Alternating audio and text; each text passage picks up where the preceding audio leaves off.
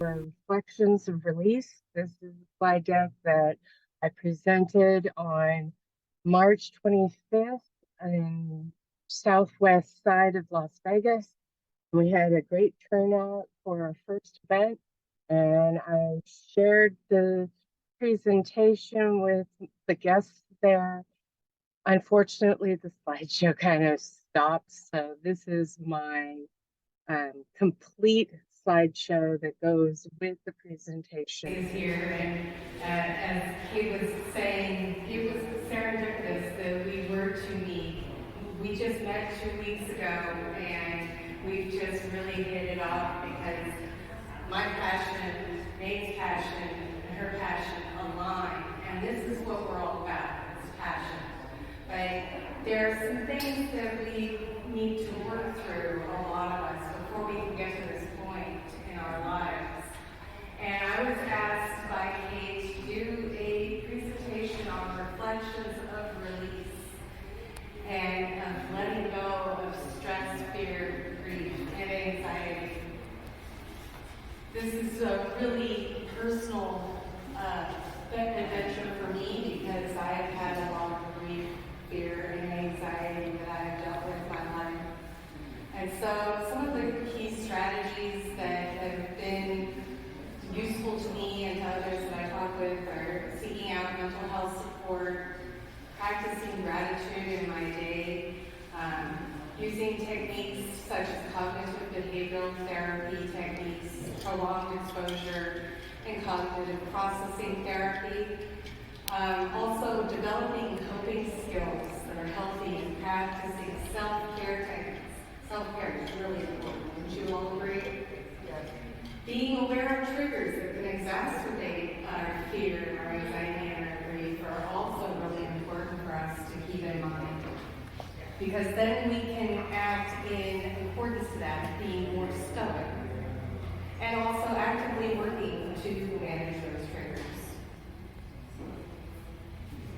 Some of the reflections in release that you might feel one or more of the following: a sense of relief or a feeling of lightheadedness and buoyancy, a greater sense of inner peace, calmness, and stability, increased acceptance of the situation, reduced resistance, and willingness to let go of negative thoughts and emotions. And then you might feel a sense of empowerment. This is where we really love to be, right? We want to be in that empowerment, self-empowerment phase. And having increased self-awareness, introspection, spiritual insight, and having a greater empathy for others that might be in a similar situation, and have compassion towards oneself and others.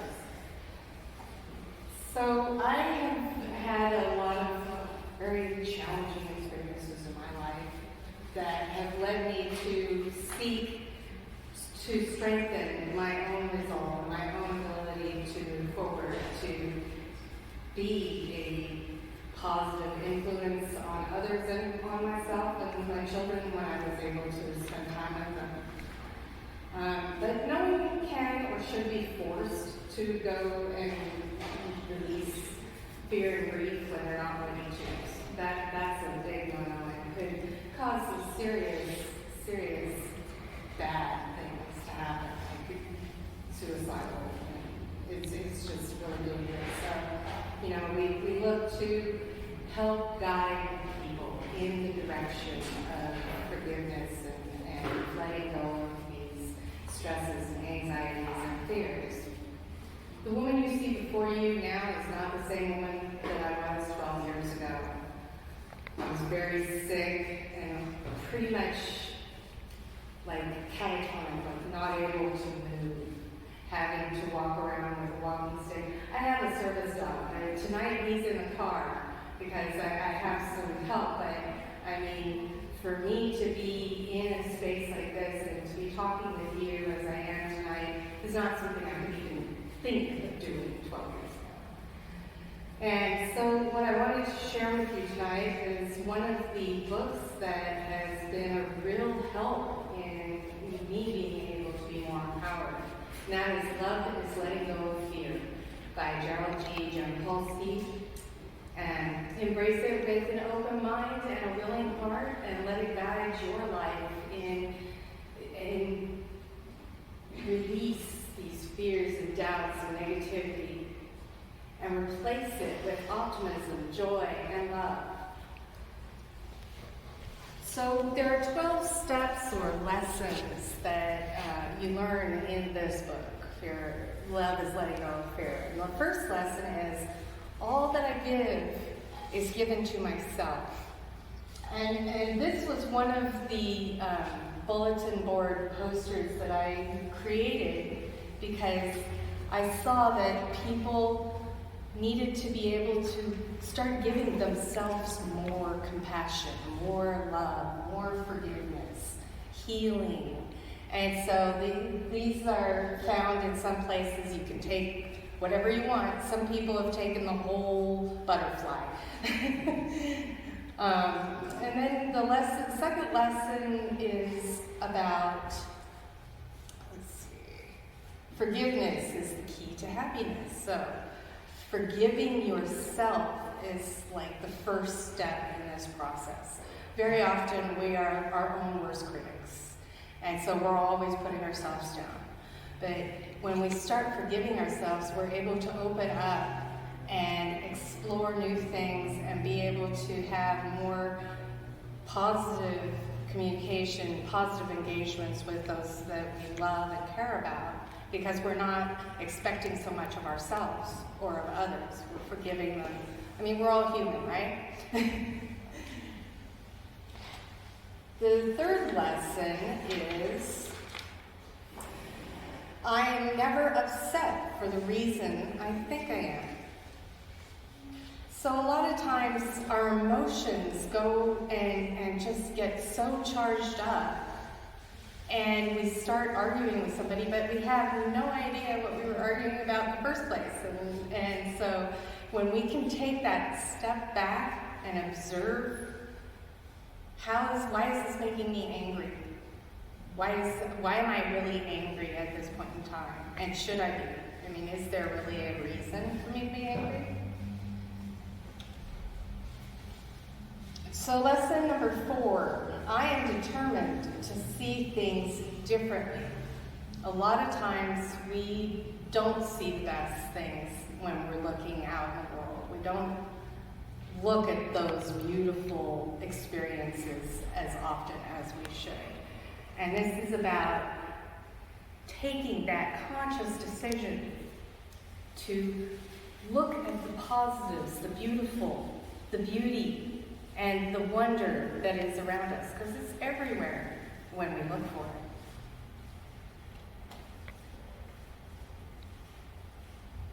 I can escape the world I see by giving up attacked thoughts. I have been in a state of panic and anxiety to such a degree that I couldn't feel my left side. Like, I literally could not move my hand. It was all seized up. And it was because I was continuing to feed into that negativity.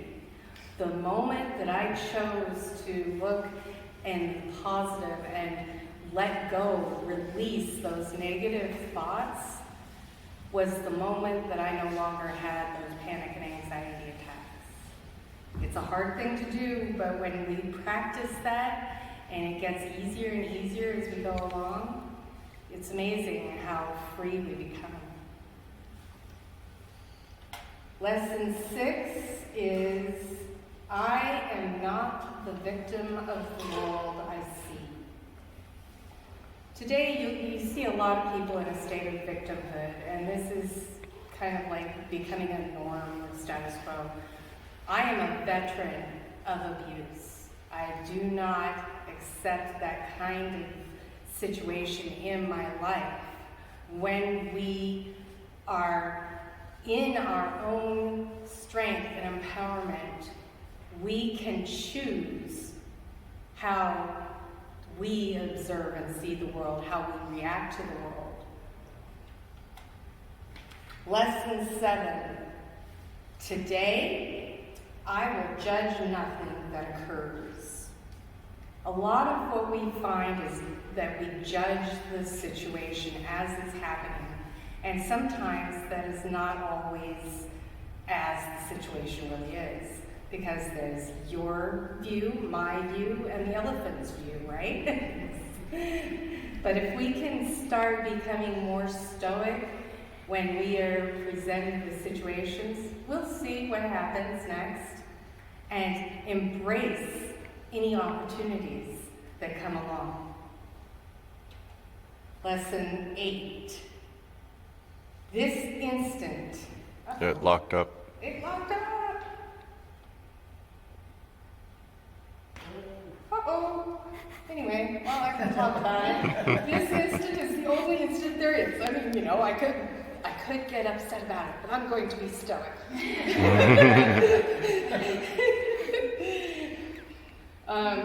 So when we stay in the now, when we keep present in this moment, as this is the moment that we have that clarity and ability to accept whatever gifts and possibilities come along. And each moment is a new moment.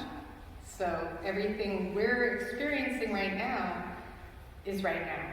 And that is the most awesome, amazing ability that we have. As the screen is still stuck, that's okay, because we can go on to lesson number 9 anyway. The past is over. It cannot touch me. A lot of people get stuck in that past and repeat it inside of their mind over and over and over and over and over and over and over and over again, to a point of feeling guilty. Oh, maybe I should have done this differently, or maybe this, I should have said this, or oh, I shouldn't have said that. But you know what? You can't change the past. All you can do is go from this moment forward in a positive, hopefully, manner, where you're ready to accept what happens and just be more aware of how you react and how you're accepting and opening up to the opportunities that await you. Lesson 10, I could see peace instead of this. So again, this is about what we choose to see in a situation, whether we're going to choose to see negative and abusive and bad situations, or see peace and be able to express peace, because seeing it is not enough, of course. We want to be able to express it, share it, and give it away. And then we go to lesson 11. I can elect to change all thoughts that hurt. So when we stop ourselves in the mid-step of thinking bad thoughts, we are taking that responsibility for our thoughts. And we do have that responsibility. When we take that responsibility, it empowers us to be more empathic, be more compassionate, be forgiving, just be, in the moment, and be able to accept and invite the best opportunities that arise. Lesson 12. I am responsible for what I see. I choose the feelings I experience, and I decide upon the goal I would achieve. And everything that happens to me, I ask for and receive as I have asked.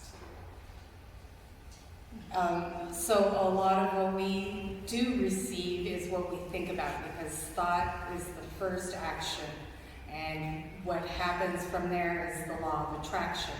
So when we're thinking bad thoughts, we're going to be attracting bad energy, bad situations, bad circumstances.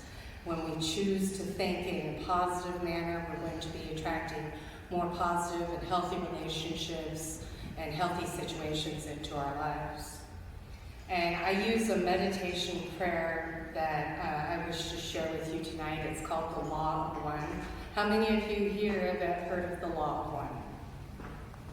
Okay, this version of the Law of One is a little different. I added a little something, but I think you'll like it. The Law of One. We are all one. And when one is harmed, all are harmed. And when one is helped, all are helped. And when one is healed, all are healed. We are here to heal together. Therefore, in the name of who I am, and I am one with all that is, I ask that only that which is in the highest good of all concerned happen. And I give thanks that this is so. So be it, and so it is. And with that, I just want to sum up, it's not easy for many to find a way out of the negative reflections. And we entertain them a lot, as we are often not raised or given any manual or strategy or guidance to think differently, to empower an inner transformation towards healthy behavior and healthy thoughts and feeling healthy and well on a daily basis.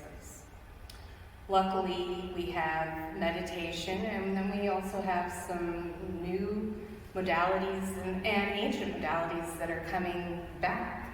And, the hypnotic therapy, vibroacoustic technology, the other technology over here with the worm pads. These are all helpful tools that we can use. And we're also bringing to you tonight a game called Sparkitude, which is an interpersonal exploration and community building. So team building, family building, relationship building. And some of you have picked up cards. If you haven't picked up a card yet tonight and still would like to, they're over there at that table at the back door. And we're going to all start with love as the core, using these lessons to build a map. So each of you has a card that helps to build a map of relationship of the strengths and virtues around love that help release fear, release hatred, release anxiety, release all of these nervous and painful feelings that we have. And how do we build out in a positive way? So I invite you all to please come check out the cards tonight later when you're eating or something and help us build this map out. Thank you so much.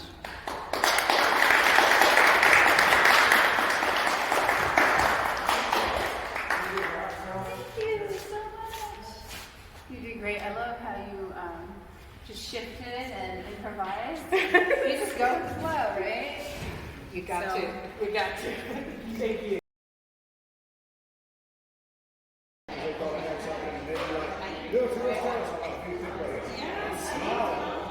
Telling you to look at my head. Think about this before